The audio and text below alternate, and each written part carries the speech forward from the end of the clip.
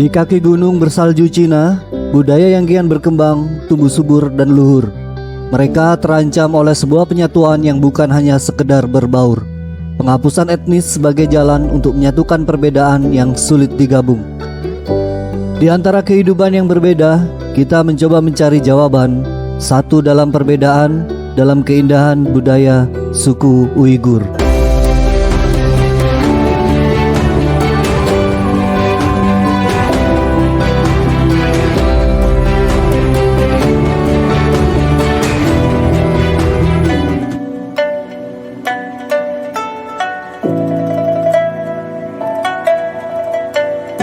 Yap, suku Uighur atau bangsa Uighur adalah kelompok etnis yang mayoritas beragama Islam yang tinggal di wilayah Xinjiang yang merupakan provinsi barat laut negara Tiongkok Cina, sebuah provinsi terbesar yang dimiliki oleh negara Tiongkok.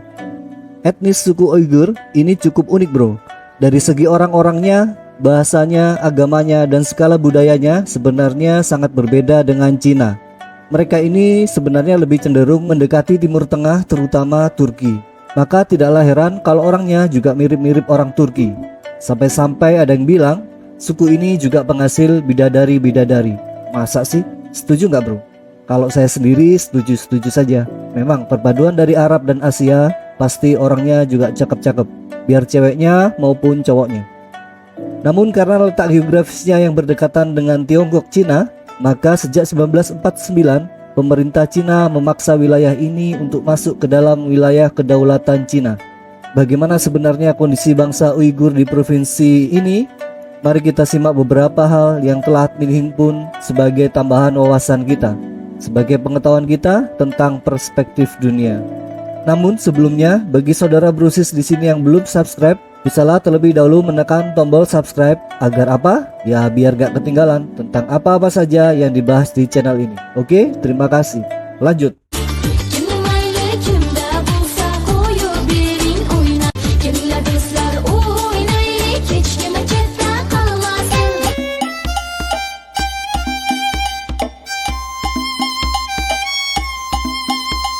Seperti diketahui, China secara resmi adalah negara sekuler dengan kebijakan ateis, karena negara ini termasuk negara komunis bro.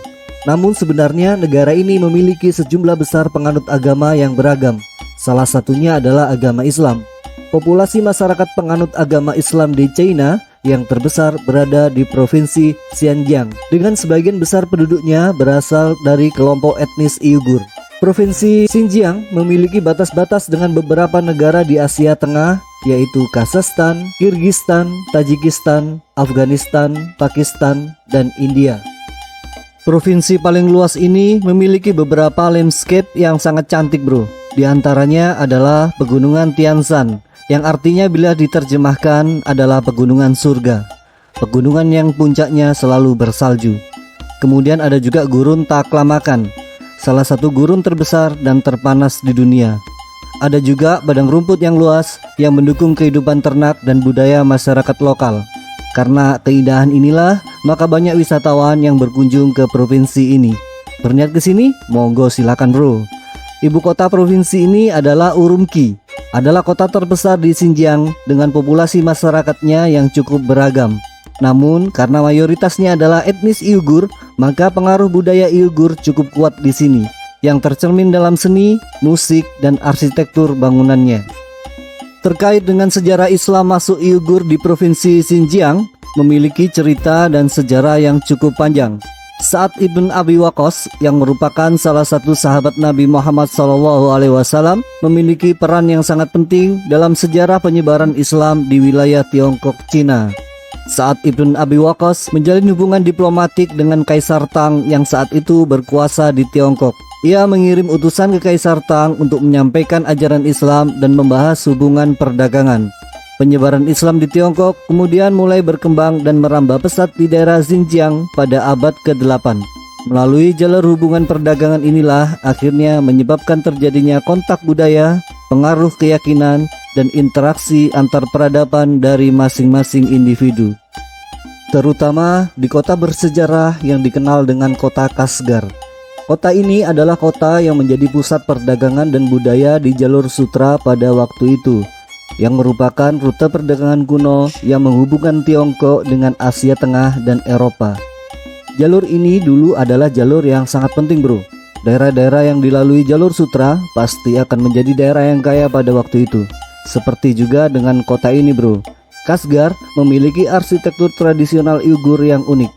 Struktur-struktur bersejarah seperti Masjid Aitkah yang merupakan salah satu masjid terbesar di Tiongkok dan kompleks pasar tradisional di kota lama Kashgar adalah daya tarik utama bagi wisatawan. Produk-produk lokal, kerajinan tangan, tekstil, dan hasil pertanian khas Xinjiang dapat ditemukan di pasar ini. Di kota ini juga ada situs yang cukup terkenal yaitu Makam Apak Oja, sebuah situs pemakaman dengan arsitektur Islamik yang indah. Makam ini merupakan kuburan dari keluarga Apak Hoja yang merupakan keluarga terkemuka di Kashgar pada masa abad ke-17. Apak Hoja adalah seorang tokoh pemimpin yang sangat dihormati, sehingga makam keluarganya pun disakralkan hingga saat ini.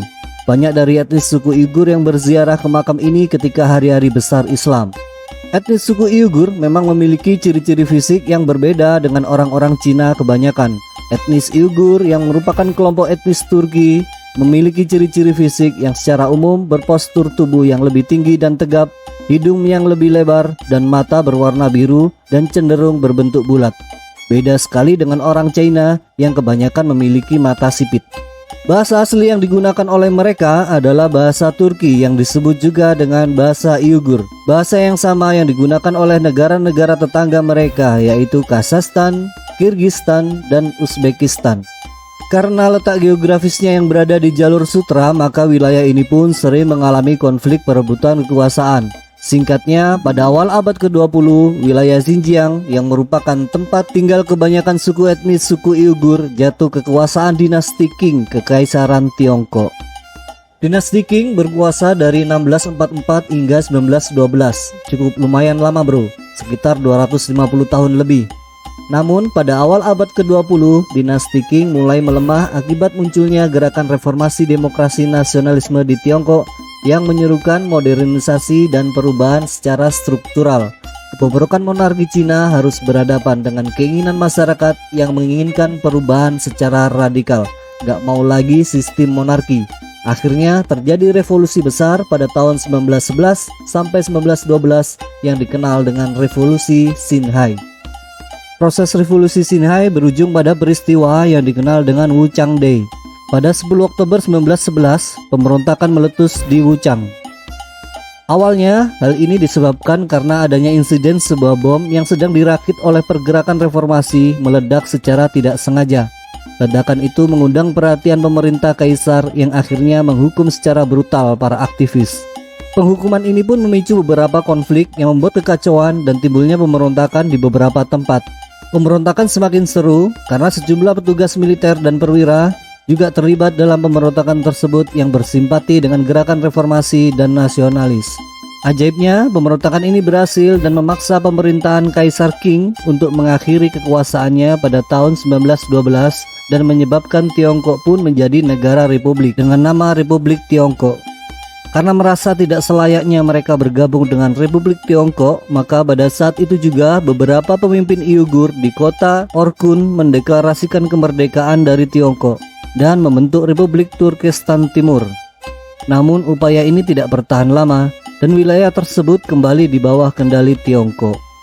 Pada tahun 1933, kelompok etnis Uighur memproklamasikan kemerdekaan Xinjiang sebagai Republik Turkestan Timur untuk kedua kalinya. Pemerintahan ini pun mendapat dukungan dari Uni Soviet untuk sementara waktu. Namun pada tahun 1934, yaitu setahun kemudian, pemerintah Tiongkok mengambil kembali kendali dengan bantuan pasukan militer dari klan Ma, sebuah suku yang juga dikenal sebagai etnis suku Hui yang juga beragama Islam. Pada tahun 1944, setelah Perang Saudara di Tiongkok, Republik Turkestan Timur deklarasi ketiga kalinya.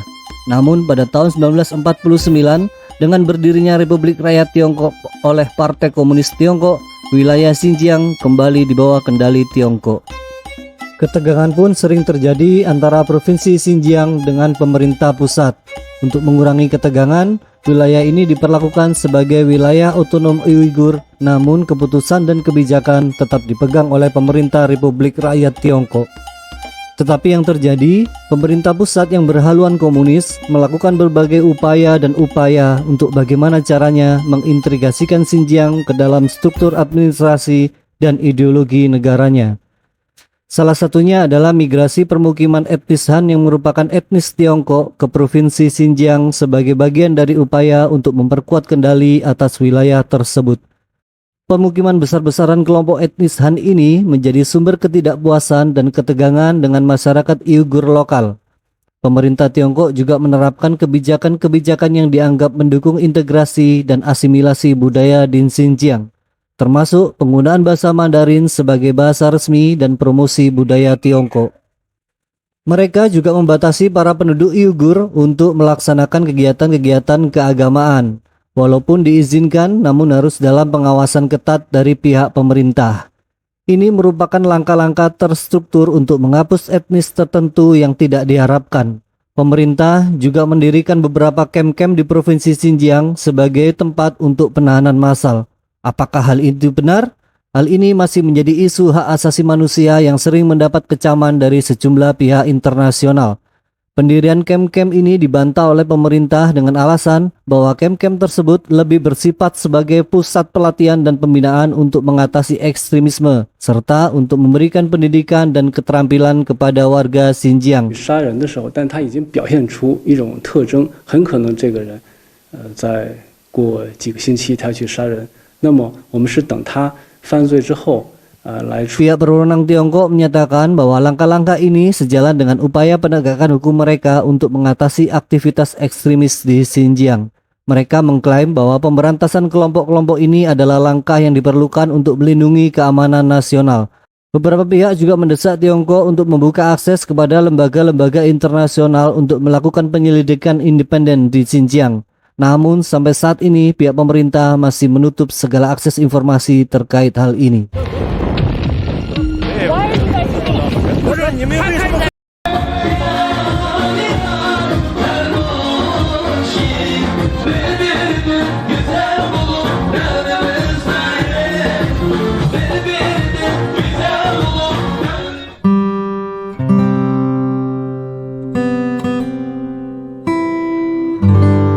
Terlepas dari isu-isu tersebut, pemerintah Cina Tiongkok paling tidak sudah membangun provinsi ini menjadi lebih baik.